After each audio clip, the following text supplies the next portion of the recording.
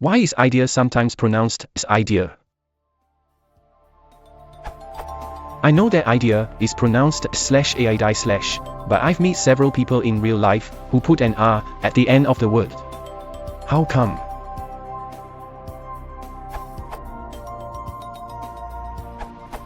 Adding R's to the end of words is something odd I first noticed as a child with my grandmother.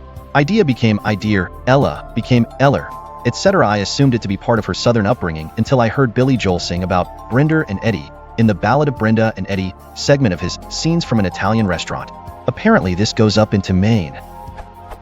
This most likely has its roots in hypercorrection. Much as some Cockneys began to worry about dropping their H's, such that some adding them to the beginnings of words that actually do start with vowels, one can observe that R's are dropped at the ends of most words in received pronunciation British English.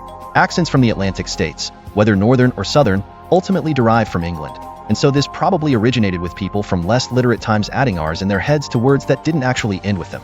After all, they were used to not hearing the final consonant in plenty of words that actually do end in R's.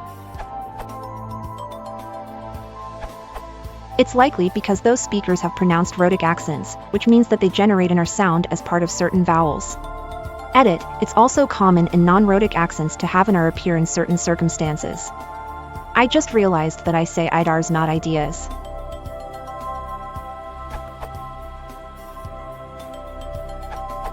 In practically all dialects of British English, the word idea would generally be followed by an R sound when followed by another word beginning with a vowel. So for example, in saying, "It was his idea and decision," this would usually be pronounced Idear and decision. The phenomenon occurs in many places where you have a word ending in a vowel followed by another word beginning with a vowel and they are closely linked syntactically, e.g., law are in order, Canada are in America, he took the law are into his own hands, etc. This occurs essentially because it's a natural phenomenon of language to have some strategy for linking words together.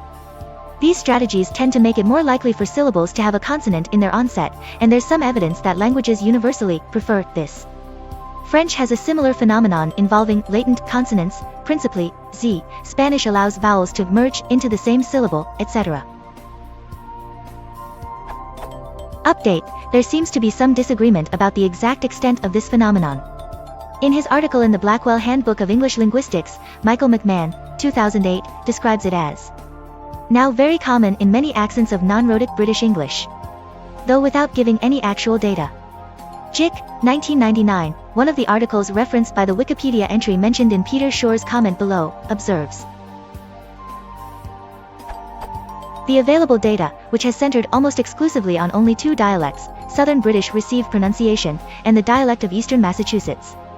No other R-intruding dialects have been described which provide evidence bearing conclusively on the controversy. However, I think by the controversy here, the author means how the phenomenon is to be analyzed phonologically, rather than whereabouts the phenomenon actually occurs. What seems to have happened is a few studies have focused on certain specific dialects, but we shouldn't conclude from that the phenomenon occurs only in those dialects.